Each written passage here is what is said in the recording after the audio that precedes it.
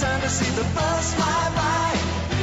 It's alright, 'cause I'm safe out the bill. Author's note. Didn't just all attack me for the things written in this chapter about Tia's parents. I haven't explained everything yet, and it'll make more sense later.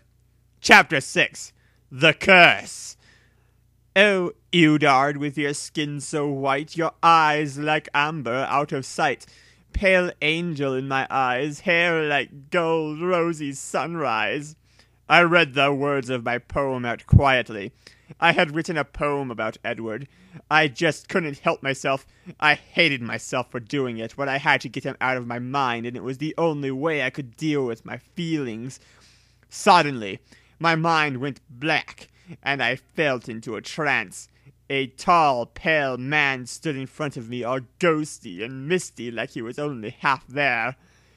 "My daughter! My daughter!" he moaned. "Who are you?" I whisper quietly.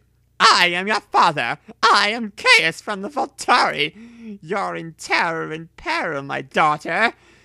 Beware the vampire boy called Edward." "Why?" I said. "You mustn't let him sex you, or the curse your mother tried to protect you from will fall on you." Harry Potter again. "You'll become a vampire, and you will never be safe. Only as a human can you be safe from them." Then he faded, and I was awake, and Uncle Larry was standing at my door.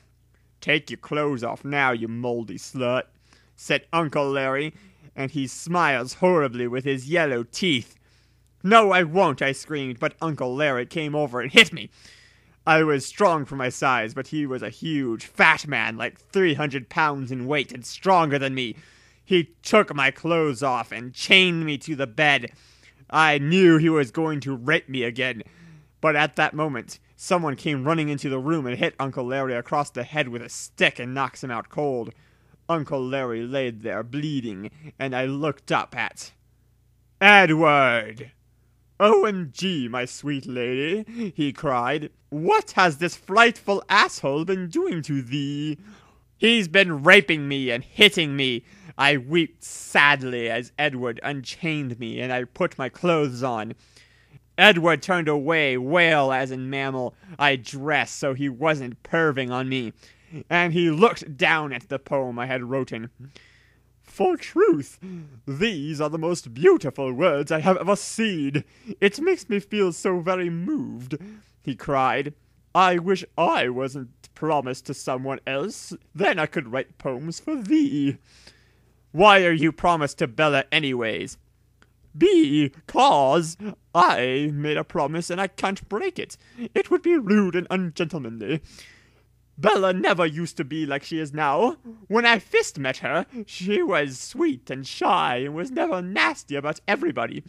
But she has changed, and so have her friends. I don't know what made her change. Maybe it is my fault. She just seems angry all the time now." "Yeah, that makes sense, I guess," I said. We left the house and went to walk in the woods. We talked about loads of things, and it turned out we have a lot in common. We liked all the same music and movies and books and stuff. It was like magic. You know, maybe Bella is unhappy because you guys are not in love like you used to be, and you should break up with her so she can move on and you can both be happy, I say. "She always used to say that she'd kill herself if I left her. I could not be responsible for her death. I just don't get what has happened to her. She used to be so sweet and nice, like thou, my lady. And now I'm falling in love with thou, and it is all such a darn mess." He hit a tree in frustration and it broke. He was so strong. I guess 'cause he was a vampire. "You're falling in love with me?" I asked, my cheeks going all red and my heart starting to soar.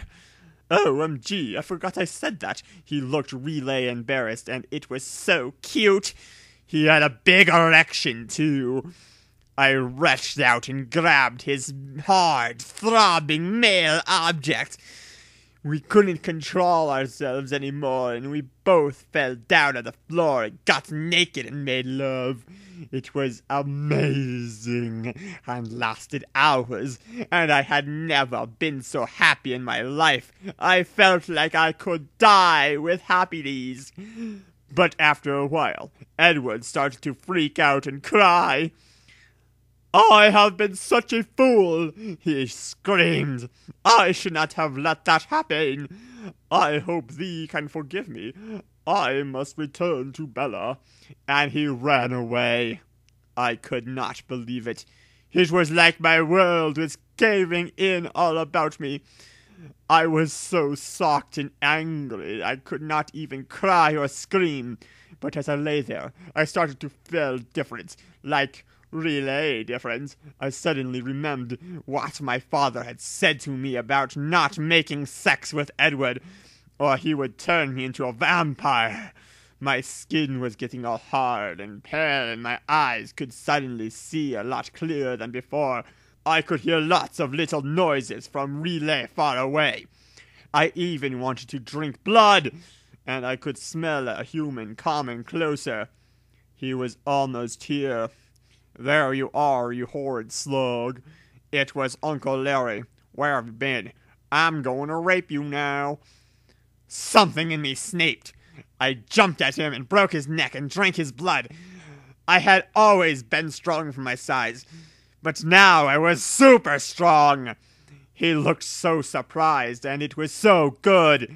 Soon I dropped him on the floor, and he was dead.